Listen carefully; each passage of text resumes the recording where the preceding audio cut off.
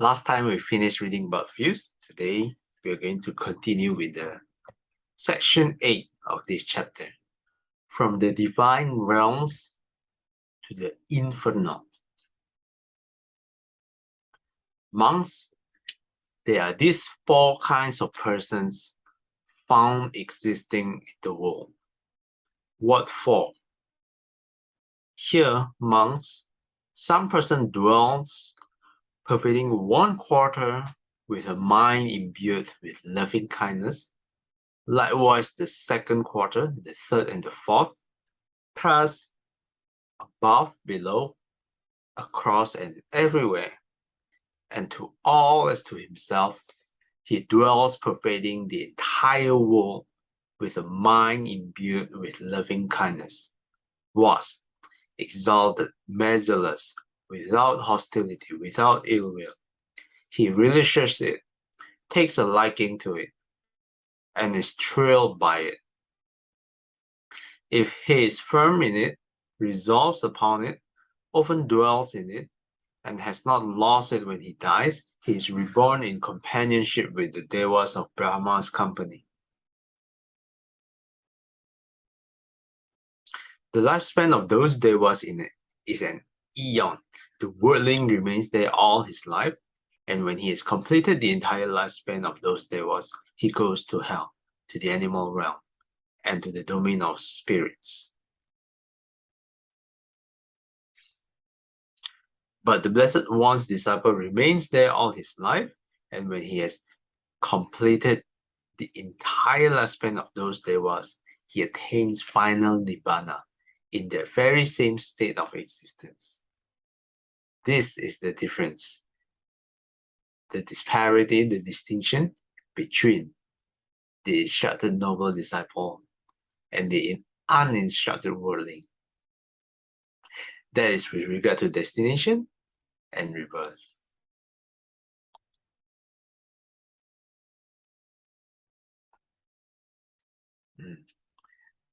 The paragraph starts with some person dwells with loving kindness. Let me highlight this. And then we expand it to all across the directions. Firstly, the first quarter until the fourth quarter, and then above, below, and everywhere. All the directions.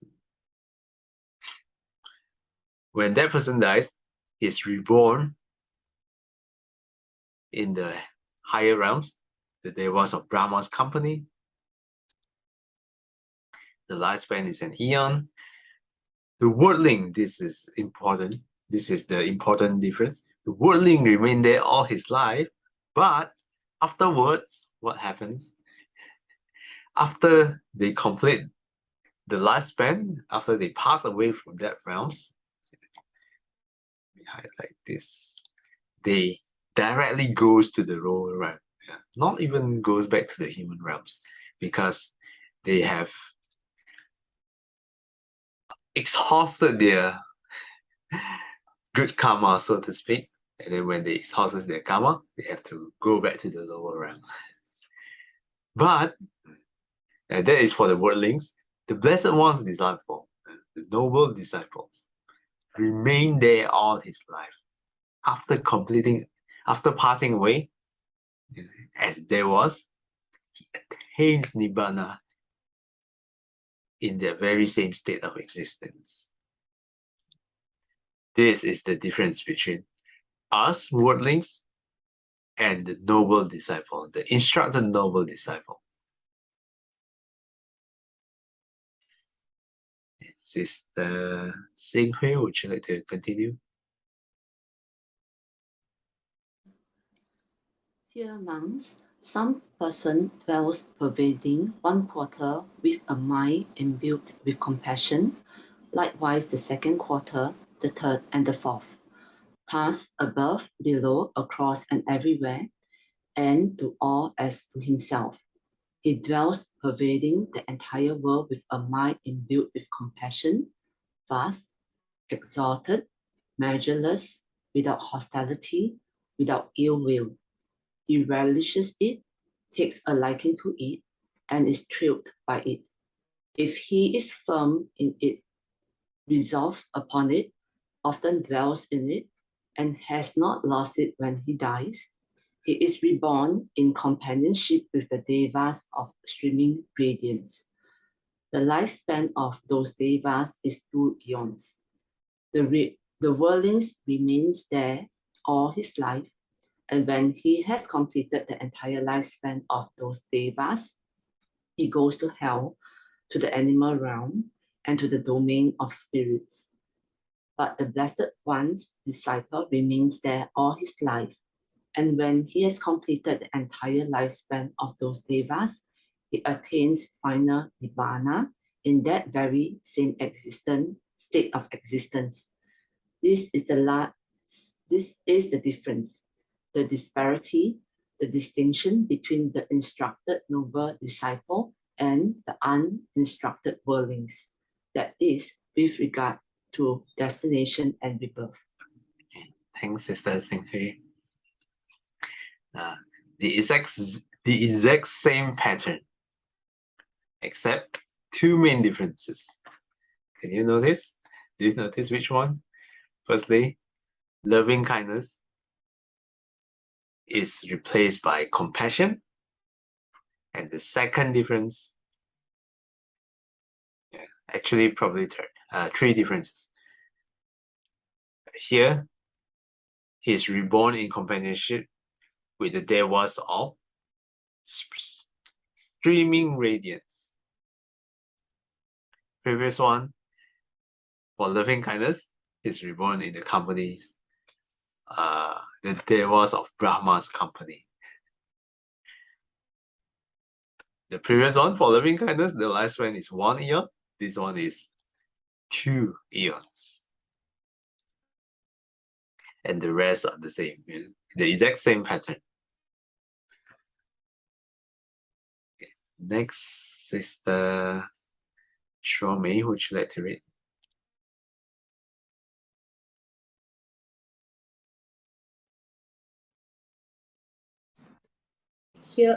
Here, monks, some person dwells pervading 1/4 with a mind imbued with altruistic joy, it likewise the 2nd quarter, the 3rd, and the 4th. Thus above, below, across, and everywhere, and to all as to himself, he dwells pervading the entire world with a mind imbued with altruistic joy, vast, exalted, measureless, without hostility, without ill will. He relishes it, takes a liking to it, and is thrilled by it. If he's firm in it, resolves upon it, often dwells in it, and has not lost it when he dies, he is born in companionship with the devas of refulgent glory. The lifespan of those devas is 4 eons. The worldling remains there all his life, and when he has completed the entire lifespan of those devas, he goes to hell, to the animal realm, and to the domain of spirits. But the Blessed One's disciple remains there all his life, and when he has completed the entire lifespan of those devas, he attains final nibbana in that very same state of existence. This is the difference, the disparity, the distinction between the instructed noble disciple and the uninstructed worldling, that is with regard to destination and rebirth. Thanks, Sister Shami. Again, the exact same pattern, except few main differences. The first one, initially the first one is loving kindness, the second one is compassion, the third one here is altruistic joy. And then the second difference, here he is reborn in companionship with the devas of refulgent glory. And the third difference, instead of 2 eons, becomes 4 eons. So the lifespan multiplied by 2 each time. 1, 2, 4. The rest are the exact same pattern. Okay. The last one, Sister Second, would you like to read? Here amongst some person dwells pervading one quarter with a mind imbued with equanimity. Likewise, the second quarter, the third, and the fourth. Thus, above, below, across, and everywhere, and to all as to himself, he dwells pervading the entire world with a mind imbued with equanimity, vast, exalted, measureless, without hostility, without ill will. He relishes it, takes a liking to it, and is thrilled by it. If he is firm in it, resolves upon it, often dwells in it, and has not lost it when he dies, he is reborn in companionship with the devas of great fruit. The lifespan of those devas is 500 eons. The worldling remains there all his life, and when he has completed the entire lifespan of those devas, he goes to hell, to the animal realm, and to the domain of spirits. But the Blessed One's disciple remains there all his life, and when he has completed the entire lifespan of those devas, he attains final nibbana in that very same state of existence. This is the difference, the disparity, the distinction between the instructed noble disciple and the uninstructed worldling. That is, with regard to destination and rebirth. These monks are the four kinds of persons found existing in the world. Anguttara Nikaya 4, 125. Thank you. Sadhu. Thanks, Sister Second. Okay, the last one, the fourth one, replace with equanimity. Loving kindness, compassion. Third one is altruistic joy. And the last one is equanimity. And the destination here, in companionship with the devas of the great fruit. And the lifespan dramatically jumps to 500 eons. It's quite from 1 eons to 2 eons, to 4 eons, suddenly jumps to 500 years. Such a drastic increases.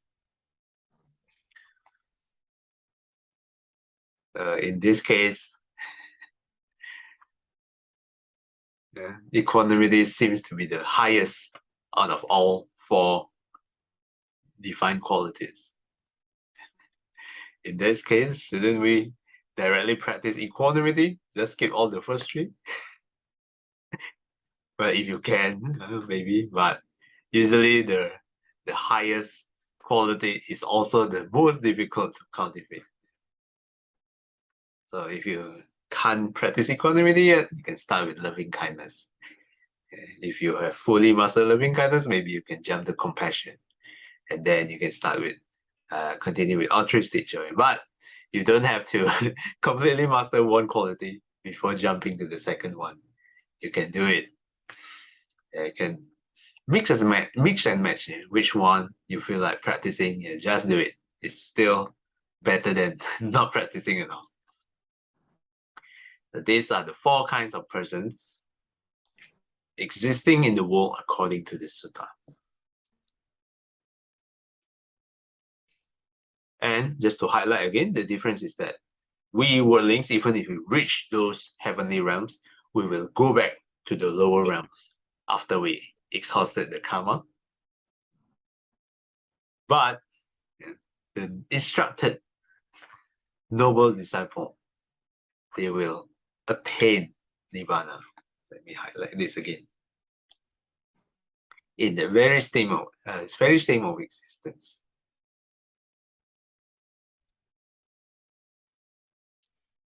Okay, let's see. Maybe we read one more sutta. Sister Aikin, would you like to read? 9. The perils of samsara. 1. The streams of tears. Monks, this samsara is without discoverable beginning. A first point is not discerned of beings roaming and wandering on, hindered by ignorance and fettered by craving. What do you think, monks? Which is more, the stream of tears that you have shed as you roam and wandered through this long course, weeping and wailing because of being united with the disagreeable and separated from the agreeable? This all the water in the four great oceans. As we understand the Dharma taught by the Blessed One, Venerable Sir, the stream of tears that we have shed as we roam and wandered through this long course, weeping and wailing because of being united with the disagreeable and separated from the agreeable. This alone is more than the water in the four great oceans. Good, good, monk. It is good that you understand the Dharma taught by me in such a way. The stream of tears that you have shed as you roam and wandered through this long course, weeping and wailing because of being united with the disagreeable and separated from the agreeable. This alone is more than the water in the four great oceans. For a long time, monks, you have experienced the death of a mother, as you have experienced this, weeping and wailing because of being united with the disagreeable and separated from the agreeable. The stream of tears that you have shed is more than the water in the four great oceans. Okay. Thanks, Sister Akim. Sister Chaikon, would you like to close the sutta? For a long time, monks, you have experienced the death of a father, the death of a brother, the death of a sister, the death of a son, the death of a daughter, the loss of relatives, the loss of wealth, loss through illness. As you have experienced this, weeping and wailing because of being united with the disagreeable and separated from the agreeable, the stream of tears that you have shed is more than the water in the four great oceans. For what reason? Because, monks, this samsara is without discoverable beginning. It is enough to experience revulsion toward all formations, enough to become dispassionate toward them, enough to be liberated from them. Samyutta Nikaya 15.13.3. Thank you. Sadhu, sadhu, sadhu. Thanks, Sister Chaikon. This is very illustrative of how long we have wandered in samsara. You can imagine when you cry, when you weep, when you shed tears because of some sadness, death of a relative, death of a loved ones, shed tears, we weep. Then imagine you can collect your tears, put it in a bottle, store it. Maybe in this life you collected what, 10 bottles of 1 liter? Well, this might not seem a lot, but if you imagine all your past lives, accumulate all the tears. Here, the Buddha says, when you accumulate all of these tears, which one is more? Are your tears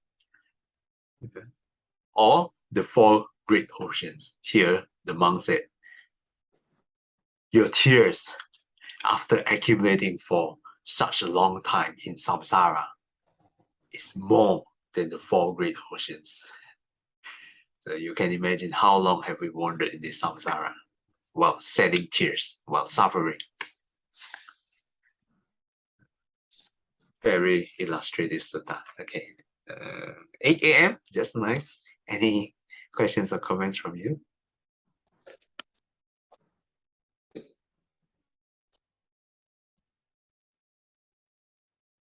Actually, just now when reading the first sutta about the 4 types of person in the world, right?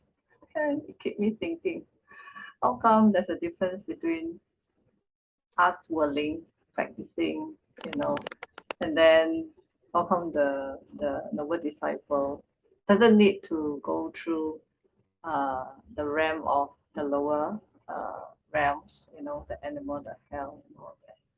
So I'm thinking probably it's because the instruction that Buddha gave is Nibbana, right? Nibbana is the last stage is to let go. So I think for us, when we do cultivation, when we practice, there's still this desire to want something, to be. The reason why I practice this is so that I can be reborn in the higher realm. I can be reborn, like just now it states the first jhana will go to the first 色界天, then the second jhana, third jhana, and the fourth jhana, and all that. So I think, I don't know, to me, after reading, a bit sad.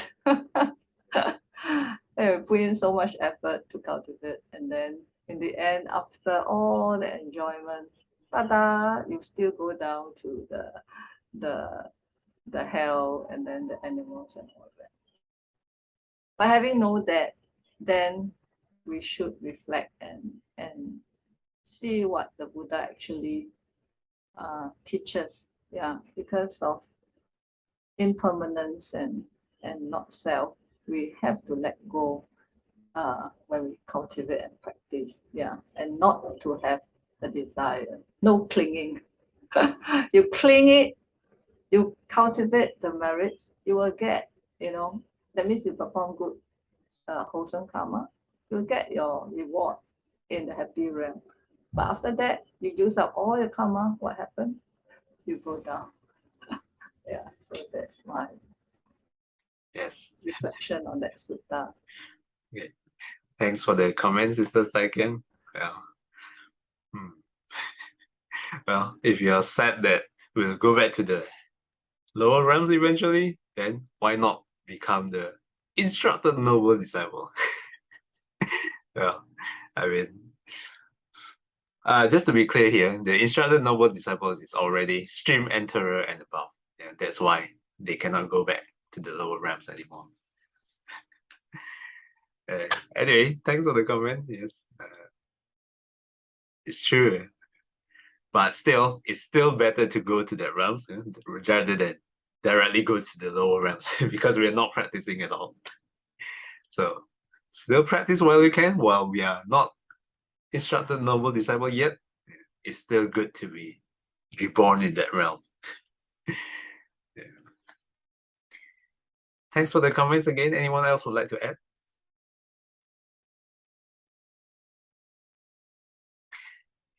If not, Sister Xinghui, would you like to do the dedication?